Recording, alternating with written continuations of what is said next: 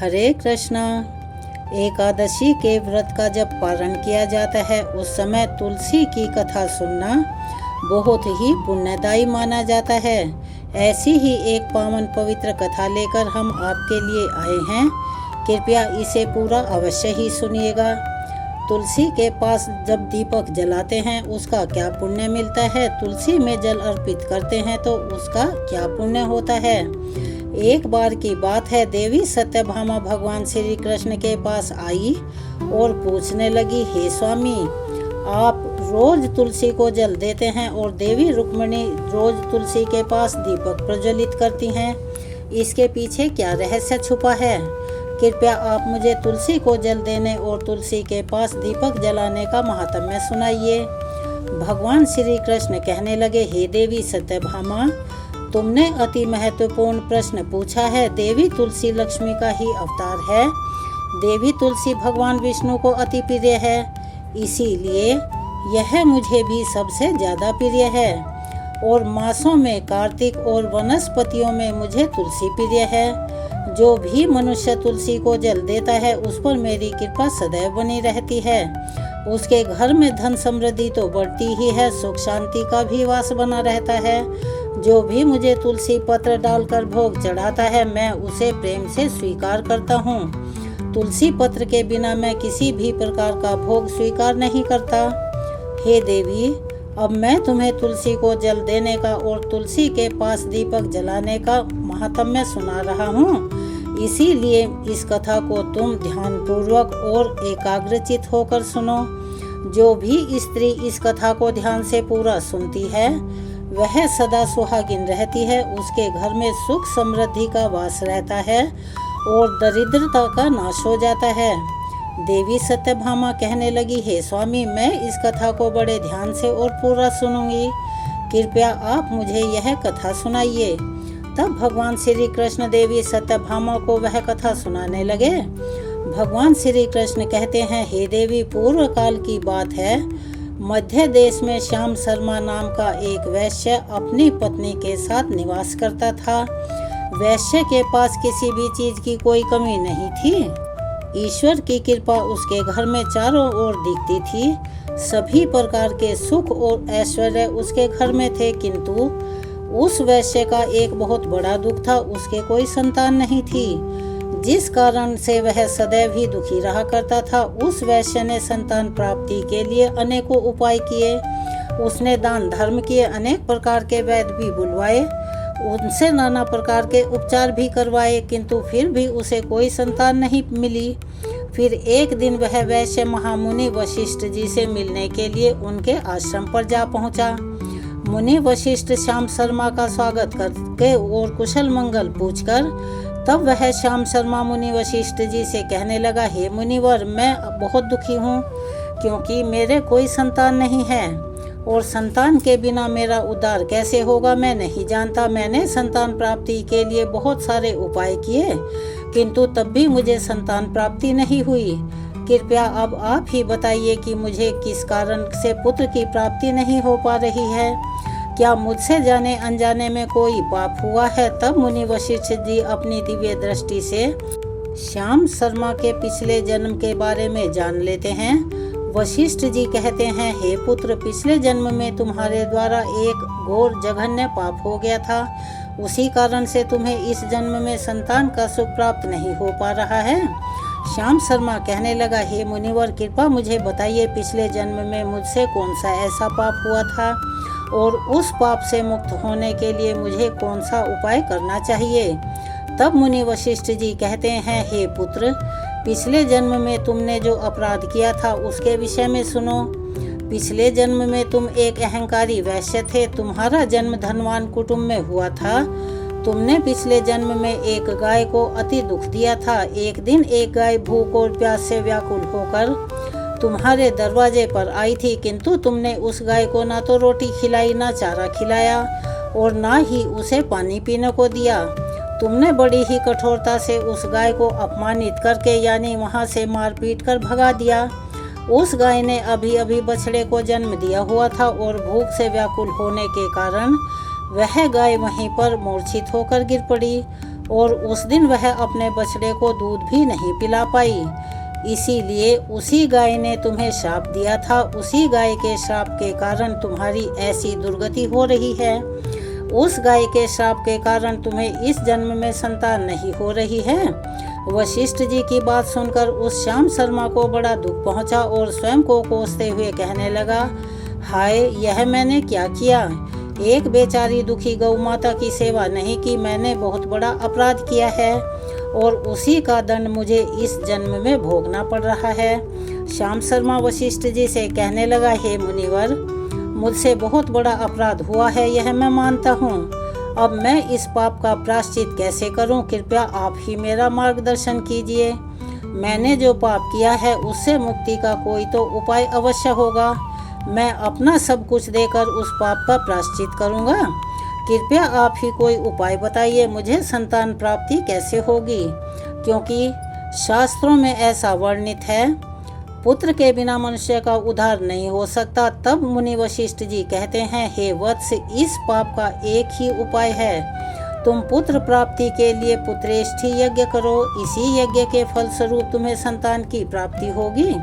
इस यज्ञ को संपन्न करके तुम ब्राह्मणों को भोजन करवाओ, वस्त्र और गाय का दान करो, तभी तुम्हें इस पाप से मुक्ति मिलेगी। तब श्याम शर्मा वशिष्ठ जी को धन्यवाद देते हुए कहने लगा, हे मुनिवर, आपका कोटि कोटि धन्यवाद है। मैं आपके कहे अनुसार अवश्य ही पुत्रेष्ठी यज्ञ करूंगा और ब्राह्मणों को और गायों का दान करूंगा। इतना कहकर वह श्याम शर्मा जल्दी से अपने घर पर लौट आया और अपनी पत्नी को सारी बातें सुना दी। फिर वे दोनों ही पुत्रेष्ठी यज्ञ की तैयारी करते हैं। अनेक ऋषि मुनियों को निमंत्रण देकर वह श्याम शर्मा पुत्रेष्ठी यज्ञ संपन्न करवाता है और उन ऋषि मुनियों तथा ब्राह्मणों को गायों का दान करता है। यज्ञ के पूरा होने के पश्चात यज्ञ की अग्नि से अग्निदेव प्रकट हुए और उस श्याम शर्मा से कहने लगे, हे श्याम शर्मा, आज तुम्हारा यज्ञ सफल हो गया। तुमने पुत्र प्राप्ति के लिए यह यज्ञ किया था, इसीलिए तुम्हें मेरी कृपा से एक पुत्र की प्राप्ति होगी। लेकिन तुम्हारे पुत्र की आयु केवल 18 वर्ष मात्र होगी और 18 वर्ष समाप्त हो जाने के बाद तुम्हारे पुत्र की मृत्यु हो जाएगी।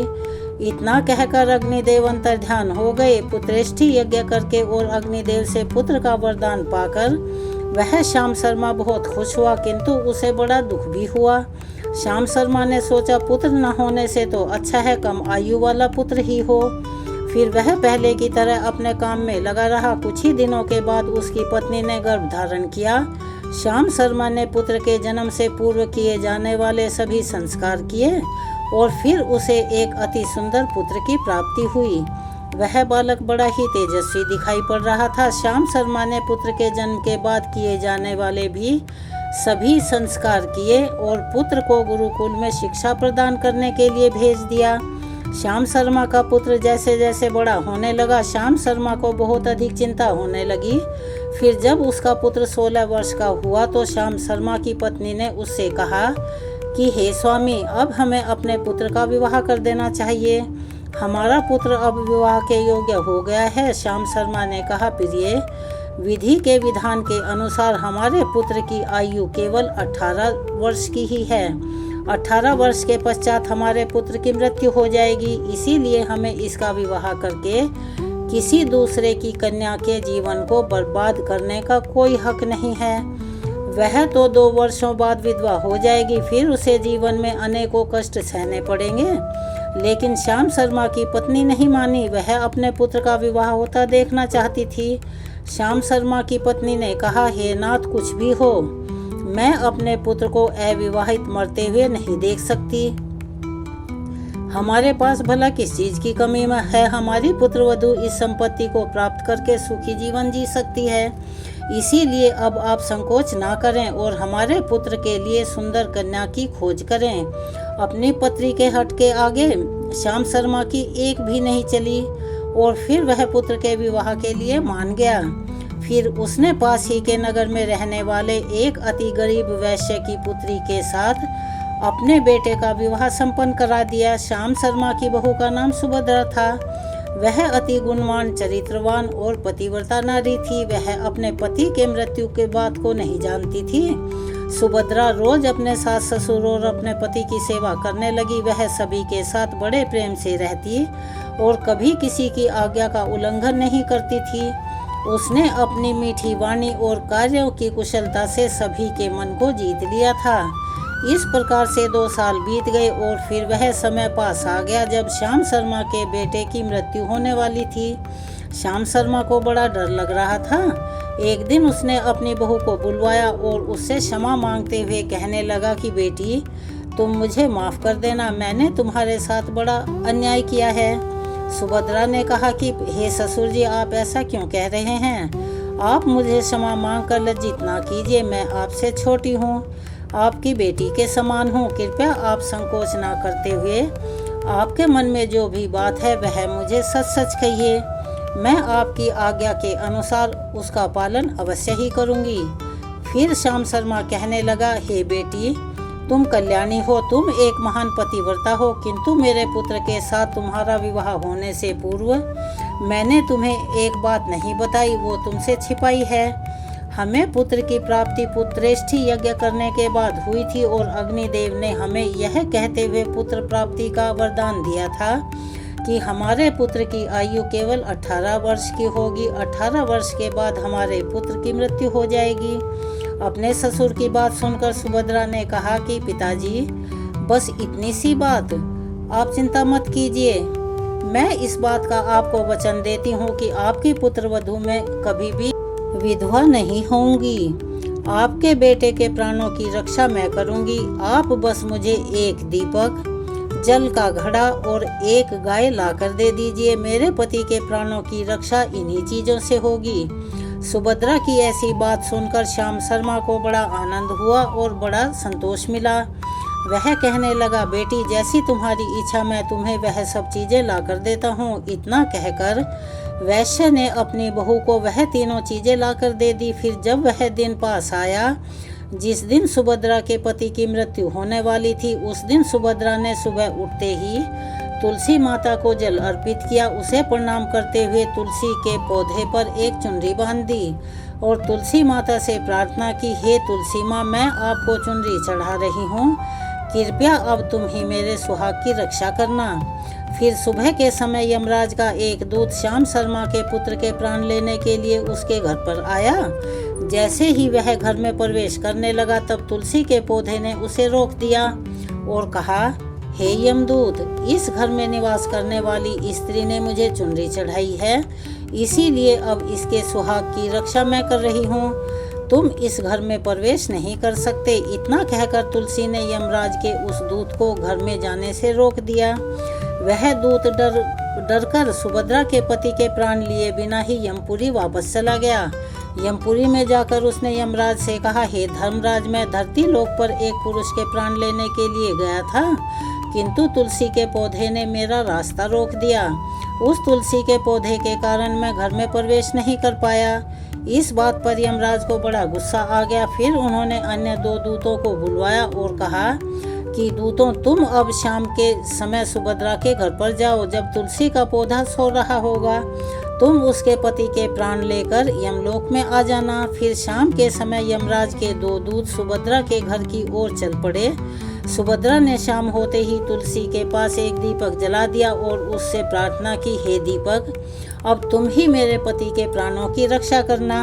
यम के दूत मेरे पति के प्राण लेने के लिए आ रहे हैं। फिर शाम हो गई, तुलसी का पौधा सो गया और यमराज के 2 दूत सुभद्रा के घर के सामने आकर खड़े हो गए और सोचने लगे, अब तो इस मनुष्य के प्राण लेकर ही हम यमपुरी वापस जाएंगे। जैसे ही यम के दूत सुभद्रा के घर में प्रवेश करने लगे तब तुलसी के पास लगाए हुए दीपक ने उनका रास्ता रोक लिया और कहा, हे दूतों, तुम अब इसके पति के प्राण नहीं ले जा सकते। उस स्त्री ने मुझे प्रज्वलित करके उसके पति के प्राणों की रक्षा करने की प्रार्थना की है, इसीलिए अब मैं उसके पति के प्राणों की रक्षा कर रहा हूँ। इसीलिए तुम आज उसके पति के प्राण नहीं ले जा पाओगे। तुम यहाँ से वापस चले जाओ, नहीं तो मैं सब कुछ जलाकर भस्म कर दूंगा और मेरी अग्नि में तुम दोनों भी जलकर राख हो जाओगे।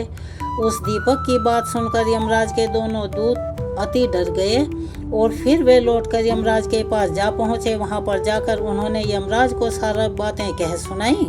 हे धर्मराज, आपकी आज्ञा का पालन करते हुए हम दोनों शाम के समय उस पुरुष के प्राण लेने के लिए गए थे, किंतु तुलसी के पास जले हुए दीपक ने हमारा रास्ता रोक लिया, इसीलिए हम खाली हाथ लौट आए हैं। यह सुनकर यमराज को बड़ा गुस्सा आया। फिर उन्होंने अन्य 4 दूतों को बुलाया और कहा, हे दूतों, अब तुम सुबह उस सुभद्रा के जागने से पहले जाओ, उसके पति के प्राण लेकर शीघ्रता से आओ। यमराज की आज्ञा पाकर ये यम के दूत सुबह सुभद्रा के घर की तरफ जाने लगे, लेकिन इधर सुभद्रा ने रात को ही घर के दरवाजे के सामने जल से भरा हुआ लोटा रख दिया। उससे प्रार्थना की कि जल देवता, अब आप ही मेरे पति की रक्षा कीजिएगा। यम के 2 दूत मेरे पति के प्राण लेने के लिए आ रहे हैं, अब आप ही मेरे सुहाग की रक्षा कर सकते हैं। इतना कहकर वह सुभद्रा सोने के लिए चली गई। इधर यम के दूत सुबह सुभद्रा के जागने से पहले ही उसके घर पर जा पहुँचे। जैसे ही वे घर के अंदर घुसने लगे, तब उस लोटे के अंदर भरे हुए जल ने कहा कि हे दूतों, जहाँ हो वहीं रुक जाओ, अब तुम इस घर में प्रवेश नहीं कर सकते। यह घर अब मेरी सुरक्षा में है। मैं सुभद्रा के पति के प्राण तुम्हें लेकर जाने नहीं दूंगा। अगर तुमने इस घर में कदम रखने की कोशिश की तो मैं नरक की अग्नि को बुझा दूंगा, जिसमें सारा नरक लोक डूब जाएगा। यह सुनकर यमराज के वे 4 दूत घबरा गए और सिर पर पैर रखकर वहां से भाग गए।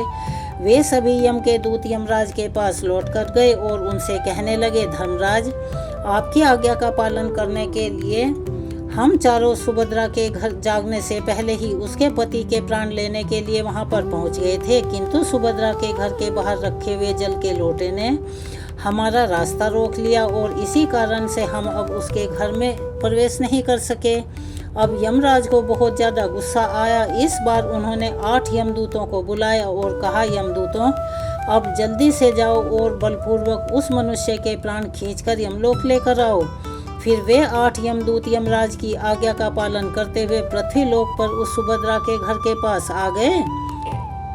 तो वहां आकर उन्होंने क्या देखा कि सुभद्रा के घर के सामने एक गाय खड़ी है। सुभद्रा ने यमदूतों के आने से पहले ही अपने घर के सामने गाय को बांध दिया था और गौ माता से विनती की थी, हे गौ माता, आज यमदूत मेरे पति के प्राण लेने के लिए आ रहे हैं, अब आप ही मेरे सुहाग की रक्षा कर सकती हैं।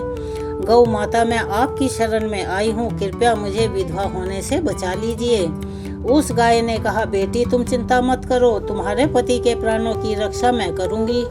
मेरे होते हुए यम के दूत तुम्हारे घर में नहीं घुस पाएंगे, इसीलिए तुम चिंता से मुक्त होकर घर में अपने पति की सेवा करो। जैसे ही वे यमदूत घर के अंदर जाने लगे, आगे बढ़ने लगे, तब गाय ने उन्हें रोक दिया और कहा, हे यमदूतों, तुम यहाँ से वापस चले जाओ। इस घर में तुम लोग प्रवेश नहीं कर सकते। इस घर की रक्षा मैं कर रही हूँ।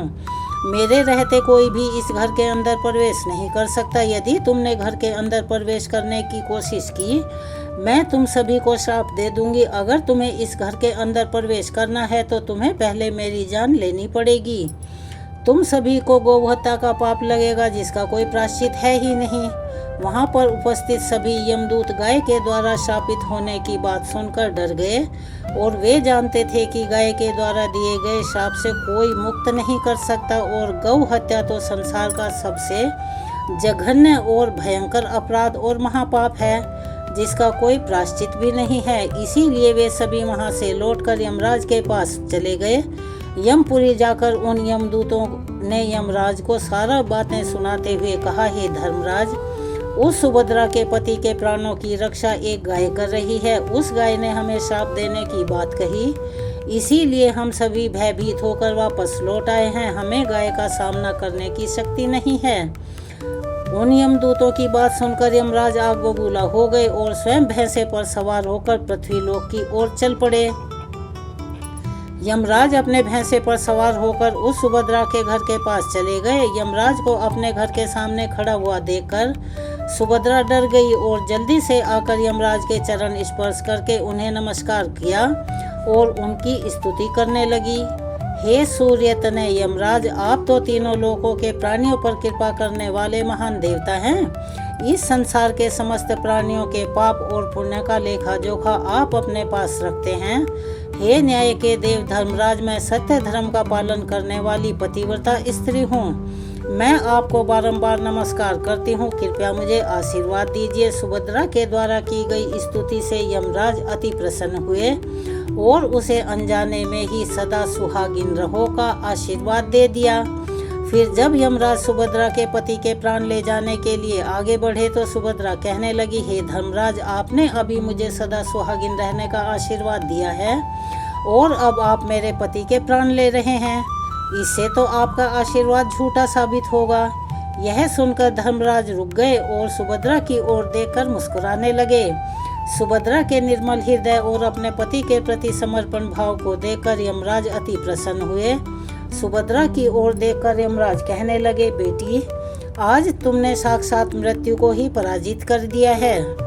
मैं तुम्हारे इस पतिव्रता धर्म से बहुत प्रसन्न हुआ हूँ। अब मैं तुम्हारे पति के प्राण बख्श देता हूँ। तुम्हारी जो भी मनोकामना है वह मुझसे कहो। तब सुभद्रा ने कहा, हे धर्मराज, मैं अपने पति के लिए 100 वर्ष की आयु मांगती हूँ। मेरे लिए मेरे पति ही परमेश्वर हैं। मैं अपने पति को छोड़कर जीवित नहीं रह सकती, इसीलिए आप मुझे यही वरदान दीजिए। तब यमराज प्रसन्न होकर कहते हैं, तथास्तु। हे कल्याणी, आज से जो भी स्त्री अपने घर के सामने तुलसी का पौधा लगाएगी, तुलसी के पास शाम को दीपक जलाएगी, जिस घर के सामने गाय बंधी होगी और जो स्त्री अपने घर के सामने जल का लोटा रखेगी, उसके घर में कभी मेरे दूत प्रवेश नहीं कर पाएंगे। इतना कहकर यमराज उस स्थान से अंतर्ध्यान हो गए। भगवान श्री कृष्ण कहते हैं कि हे सत्यभामा, इस प्रकार से उस सुभद्रा ने अपने पतिव्रता धर्म का पालन करके उसकी मृत्यु को टाल दिया। इसीलिए जो भी स्त्री अपने घर के सामने तुलसी का पौधा लगाती है, रोज शाम को तुलसी के पास दीपक जलाती है, उसके घर में मृत्यु प्रवेश नहीं करती। जिस घर में के सामने गाय बंधी होती है, उस घर में कभी दुखद दरिद्रता नहीं आती। जो स्त्री अपने घर के सामने जल से भरा हुआ लोटा रखती है, उसके घर में कभी शोक नहीं होता। तो मित्रों, इस प्रकार से भगवान श्री कृष्ण ने देवी सत्यभामा को तुलसी के पास दीपक जलाने का, तुलसी को जल अर्पित करने का महत्व बताया। आपको यह कथा कैसी लगी? कमेंट्स बॉक्स में अपनी राय अवश्य ही लिखिएगा। चलिए, अब हम आपको सुनाने जा रहे हैं तुलसी माता और बूढ़ी माई की कहानी। किसी गांव में एक बुढ़िया माई रहा करती थी। बुढ़िया माई भगवान विष्णु की बहुत बड़ी भक्तिनी थी। रोज भगवान विष्णु के मंदिर में जाती, पूजा पाठ करती। मंदिर से आते समय तुलसी देवी की पूजा किया करती। तुलसी देवी के गमले को सींचती थी, पूजा करती, परिक्रमा करती, वहाँ पर साफ सफाई किया करती। यह उनका रोज का नियम बना हुआ था। अपनी पूजा पाठ समाप्त करके जब घर को आती तो तुलसी माता से हाथ जोड़कर प्रार्थना करती कि हे तुलसी माता, मैं सींचूं बिरला तेरा, तू कर निस्तारा मेरा। तुलसी माता अड़वा दे, गड़वा दे, पीताम्बर की धोती दे, मीठा मीठा घास दे, बैकुंठा का वास दे, चटके की चाल दे, पटके की मौत दे, झालर की झनकार दे, दाल भात का जीवन दे, एकादशी का दिन दे और श्री कृष्ण का कांधा दे। ऐसी प्रार्थना सुनकर बुढ़िया माई रोज करती थी। बुढ़िया माई की प्रार्थना सुनकर तुलसी माता धीरे धीरे सूखने लगी। एक दिन भगवान ने देखा तो उन्हें बड़ी चिंता हुई। उन्होंने तुलसी से पूछा कि हे देवी, क्या बात है? तुम्हारे पास इतनी औरतें आती हैं, पूजा करती हैं, गाती बजाती हैं और तुम्हें खुद तो खुश रहना चाहिए, और खुश रहने की बजाय तुम इतनी हरी भरी क्यों नहीं दिख रही हो? पीली पड़ती जा रही हो और सूखती जा रही हो। तब तुलसी माता ने कहा, हे भगवान, बस मेरे मन की बात मत पूछो। तब भगवान ने हंसकर कहा कि देवी, मैं नहीं पूछूंगा तो कौन पूछेगा? बताइए तो सही, आपको किस चीज़ का दुख है? तब तुलसी माता बोली कि हे भगवान, आप जो कह रहे हैं वह सब सच है। मेरे पास बहुत सारी औरतें आती हैं, मेरी पूजा अर्चना करती हैं, गाती हैं, बजाती हैं, मेरा तो मन लगा रहता है। लेकिन एक बुढ़िया माई रोज आती है, मेरी पूजा करती है, परिक्रमा करती है और फिर हाथ जोड़कर प्रार्थना करती है, हे तुलसी माता सत की दाता, मैं सींचू बिरला तेरा, तू कर निस्तारा मेरा। अड़वा दे, लड़वा दे, पीताम्बर की धोती दे, मीठा मीठा घास दे, बैकुंठा का वास दे, चटके की चाल दे, पटके की मौत दे, झालर की झनकार दे, दाल भात का जीवन दे, एकादशी का दिन दे और कृष्ण का कांधा भी दे। हे भगवान, मैं उसे सब कुछ तो दे दूंगी, कोई बड़ी बात नहीं है, उसकी सारी मनोकामनाएं पूरी कर दूंगी, लेकिन आप कृष्ण जी का कांधा कहाँ से दूंगी। तब भगवान मुस्कुराए और बोले कि हे तुलसी, बस इतनी सी बात है, तुम चिंता मत करो। जब बुढ़िया माई की मृत्यु होगी तो मैं उसे अपने आप कांधा देने के लिए आ जाऊंगा। तो तुलसी माता ने कहा, सोच लीजिए भगवान, आप वचन दे रहे हैं। तब भगवान हंसकर बोले, हाँ हाँ देवी, मैं वचन देता हूँ, मैं जरूर आऊँगा। धीरे धीरे समय बीतता गया और बुढ़िया माई उसी प्रकार हर दिन भगवान विष्णु के मंदिर में जाती और तुलसी माता की पूजा अर्चना करती और प्रार्थना करके घर लौट आती। एक दिन की बात है, एकादशी का दिन था। बुढ़िया माई तुलसी माता की पूजा प्रार्थना करके अपने घर को लौट रही थी। आते समय उसे ठोकर लगी, ठोकर खाकर वह गिर पड़ी और गिरते ही बुढ़िया माई के तो प्राण पखेरु उड़ गए, यानी उनकी मृत्यु हो गई। बुढ़िया माई को गिरते देखा तो सभी लोग बुढ़िया माई को उठाने आए, लेकिन पतले दुबले शरीर की बुढ़िया माई इतनी भारी हो गई थी कि 4-5 लोग मिलकर भी उसे उठा नहीं पा रहे थे। उठाने की तो बात दूर है, वह टस से मस नहीं हो रही थी। अब लोगों को तो बातें बनाने का बहाना चाहिए। सभी लोग आपस में बात करने लगे कि बुढ़िया माई तो बड़ी संस्कारी थी, इतना पूजा पाठ करती थी, पर लगता है पूजा पाठ भी पापी मन से ही करती थी, तभी तो मरते ही इतनी भारी हो गई कि किसी के उठाए उठ ही नहीं रही है। और ऐसी चर्चा पूरे गांव में होने लगी। और जब तुलसी माता ने सुना तो उन्हें बड़ा दुख हुआ, क्योंकि बुढ़िया माई तो बड़ी नेक इंसान थी, पूजा पाठ करती थी। बुढ़िया माई के बारे में लोग उल्टी सीधी बातें करने लगे तो तुलसी माता को बड़ा दुख हुआ। उन्होंने भगवान कृष्ण को याद किया, हे भगवान, आपका वचन पूरा करने का समय आ गया है, अब तुलसी माता बुलाएं और भगवान कृष्ण ना आए, ऐसा तो हो ही नहीं सकता। भगवान तुरंत ही एक बूढ़े ब्राह्मण का भेष बनाकर आए। भगवान को आया देखा तो तुलसी माता ने भी एक ब्राह्मणी का भेष बना लिया। आकर ब्राह्मण बने भगवान ने सब लोगों से पूछा, भाई क्या बात है, यहाँ पर इतनी भीड़ क्यों लगा रखी है। तब सभी लोग कहने लगे कि एक बुढ़िया माई थी, मर गई है, बहुत पापिन थी, इसीलिए इतनी भारी हो गई है कि किसी के उठाए उठ ही नहीं रही है। अब हमने हार थक कर पंडित ज्योतिषियों को बुलवाया है, वह आएंगे तो बताएंगे, जैसा वो कहेंगे वैसा ही करेंगे। तब भगवान बोले, भाई थोड़ी बहुत पंडिताई तो मैं भी कर लेता हूँ, लाऊं मैं देखूं तो जरा भला क्या बात है। ऐसा कहकर ब्राह्मण बने भगवान बुढ़िया माई के पास आए। जाकर बुढ़िया माई के कानों में बोले, ले बुढ़िया माई, तू भी अपने मन की कर ले। बुढ़िया माई, अड़वा ले, लड़वा ले, पीताम्बर की धोती ले, मीठा मीठा घास ले, बैकुंठा का वास ले, चटके की चाल ले, पटके की मौत ले, झालर की झनकार ले, दाल भात का जीवन ले, एकादशी का दिन ले और कृष्ण का कांधा भी ले। भगवान का बस इतना कहना था कि बुढ़िया माई तो फूलों से भी हल्की हो गई। भगवान बुढ़िया माई को अपने कंधे पर ले गए। बुढ़िया माई की मुक्ति हो गई। हे तुलसी माता, जैसे आपने बुढ़िया माई की मनोकामना पूरी की, वैसे ही जैसे उन्हें मुक्ति दी, वैसे ही सबकी मनोकामना पूरी करना, सबके घर में खूब धन संपदा देना, सुख शांति देना, सबकी मन की इच्छाएं पूरी करना। चलिए एक बार मेरे साथ बोलिए, तुलसी माता की जय। चलिए अब सुनते हैं तुलसी माता की एक और दूसरी कथा। एक छोटा सा गांव था। उस गांव में 7 भाइयों की एक लाडली बहन थी। 7 भाइयों का विवाह हो चुका था। माता पिता का बहुत समय पहले ही स्वर्गलोक गमन हो चुका था, यानी वो मर चुके थे। 7 भाइयों की बहन बड़ी ही धार्मिक प्रवृत्ति की थी। जब से उसने होश संभाला था तभी से वह तुलसी माता को सेंचा करती, दिया जलाया करती, भोग लगाती, 5 भोजन गाती और परिक्रमा करती थी। रोज तुलसी जी की सेवा पूरे तन मन से किया करती। तब एक दिन 7 भाभियों ने नंद को ताना मारा कि क्या तुम रोज रोज तुलसी जी की सेवा करती रहती हो, अगले घर ब्याह कर जाओगी तो कोई कामकाज क्यों नहीं सीख लेती। ससुराल जाकर तो तुम्हें रोटी सब्जी चूल्हा चौका कपड़े बर्तन सभी करना पड़ेगा। ऐसा कहकर 7 की 7 भाभी ननंद के ऊपर हंसने लगी, यानी उसका मजाक उड़ाने लगी। लेकिन ननंद चुपचाप उनकी बातें सुन रही थी, कुछ नहीं बोली। इसी तरह समय बीतता गया। जब विवाह के लायक हुई तो भाइयों ने अपनी लाडली बहन के लिए अच्छा घर बार ढूंढना शुरू किया।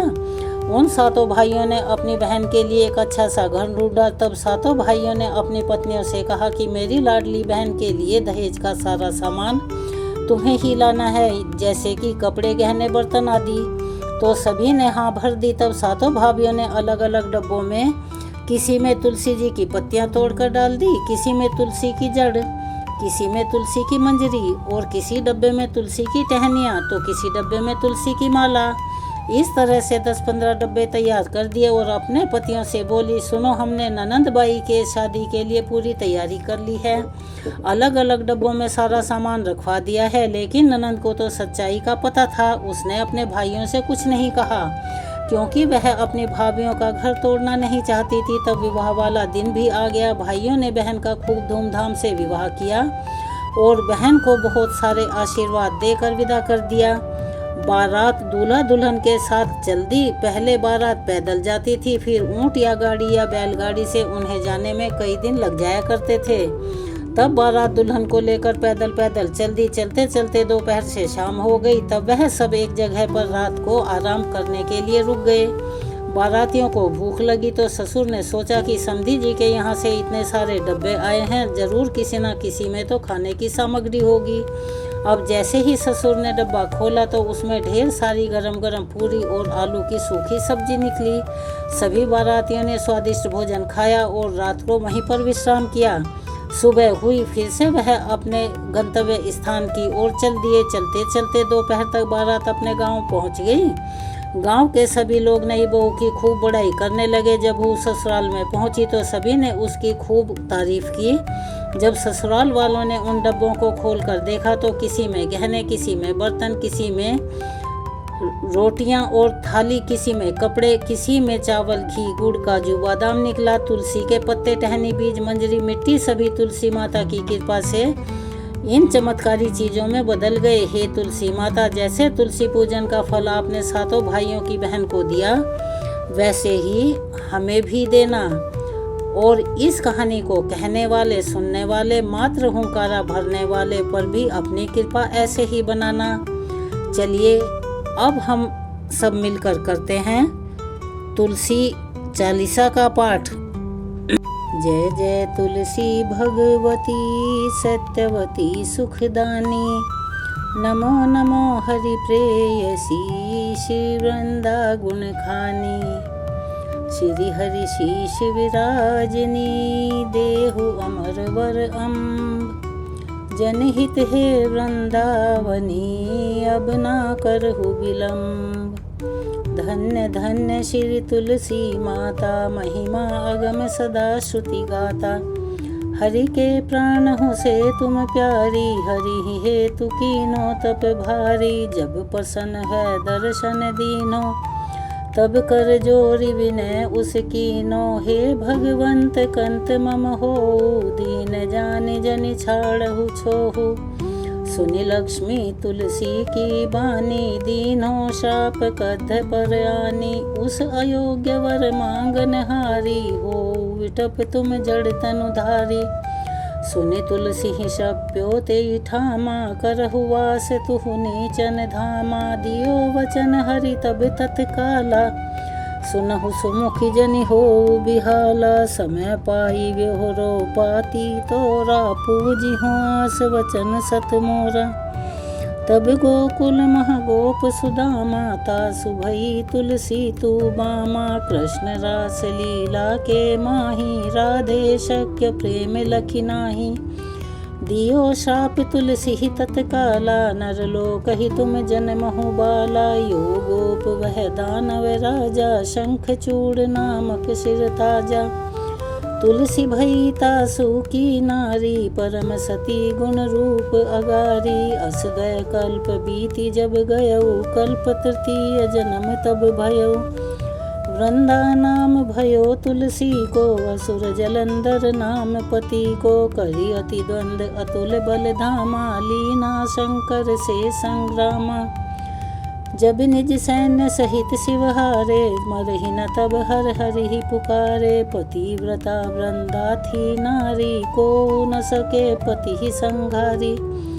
तब जलंधर ही वेश बनाई, वृंदा ढिग हरि पहुँचो जाई। शिव हित लही करी कपट प्रसंगा, कियो सतीत धर्म तो ही भंगा। भयो जलंधर कर संघारा, सुनि गुर शोक उपारा। तिहि शन दियो कपट हरि टारी, लखी वृंदा दुख गिरा उचारी। जलंधर जस हत्यो अभीता, सोई रामन तस हरिहि सीता। अस प्रस्तर सम हृदय तुम्हारा, धर्म खंडी मम पति संहारा। यही कारण लहि शाप हमारा, होवे तनु पाषाण तुम्हारा। सुनि हरि तुरत ही वचन उचारे, दियो शाप बिना विचारे। लख्यो न निज कर तूति पति को, छलन चाहिए जब पार्वती को। जड़मति तुहु अस हो जड़ रूपा, जगमह तुलसी बिटप अनूपा। धग्व रूप हम शालिग रामा, नदी गंडकी बीच ललामा। जो तुलसी दल हम ही चढ़ई हैं, सब सुख भोगी परम पद पई हैं। बिनु तुलसी हरि जलत शरीरा, अतिशय उठत शीश उर पीरा। जो तुलसी दर हरि शिर धारत, सो सहस्त्र घट अमृत डारत। तुलसी हरि मन रंजनिहारी, रोग दोष दुख भंजनिहारी। प्रेम सहित हरि भजन निरंतर, तुलसी राधा में नहीं अंतर। व्यंजन हो 56 हो प्रकारा, बिनु तुलसी दल ना हरि प्यारा। सकल तीर्थ तुलसी तरु छाही, लहत मुक्ति जन संशय नाही। कवि सुंदर इक हरि गुण गावत, तुलसी ही निकट सहस गुण पावत। बसत निकट दुर्वासा धामा, जो परियास ते पूर्व ललामा। पाठ करहि जो नित नर नारी, होई सुख भासहि त्रिपुरारी। तुलसी चालीसा पढ़हि, तुलसी तरु ग्रह धारी। दीप दान करि पुत्र फल, पावहि बंध्यौ नारी। सकल दुख दरिद्र हरि, हार हव परम प्रसन्न। आसिय धन जन लड़हि ग्रह, बसहि पूर्ण अत्र। लाही अभिमत फल जगत मह, लाही पूर्ण सब काम। जेहि दल अर्पहि तुलसी, तहाँ सहस बसहि हरि राम। तुलसी महिमा नाम लख, तुलसी सुत सुख राम।